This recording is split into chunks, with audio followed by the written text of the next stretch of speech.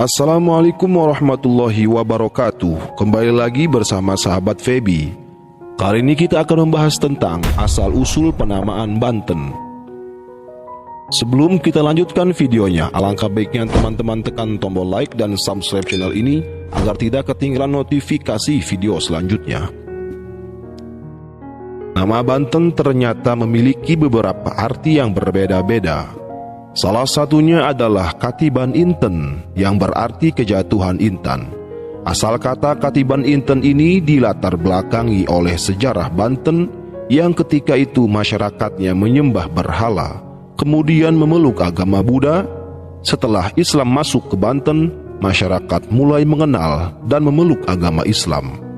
Masyarakat Banten yang memeluk agama Islam inilah yang digambarkan seolah-olah kejatuhan intan.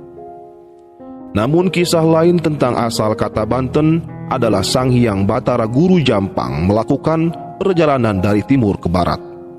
Kemudian sampai ke suatu tempat yang bernama Surosoan.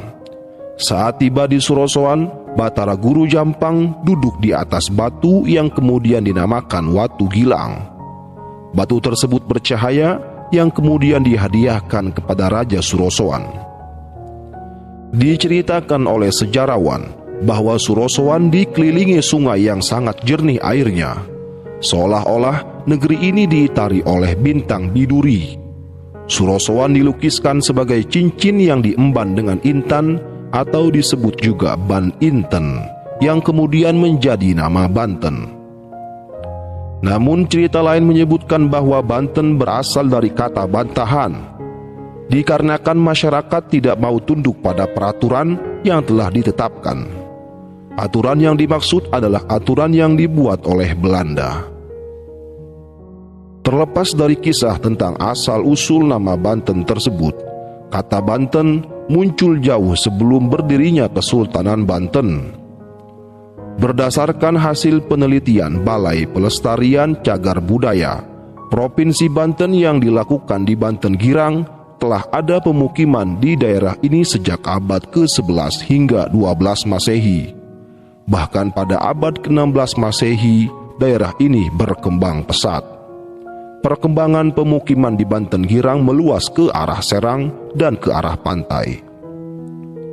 Banten Girang adalah satu tempat yang oleh para peneliti kepurbakalaan diyakini sebagai pusat pemerintahan kerajaan bercorak Hindu-Buddha sebelum berdirinya Kesultanan Banten.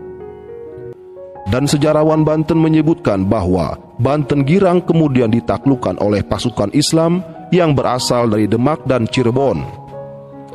Setelah penaklukan tersebut, berdirilah Kesultanan Banten dan pusat pemerintahan berpindah ke daerah utara di pesisir pantai Teluk Banten yang sekarang dikenal sebagai Banten Lama.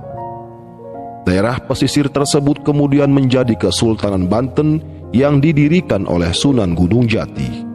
Kesultanan ini semula menguasai hampir seluruh bekas kerajaan Sunda di Jawa Barat.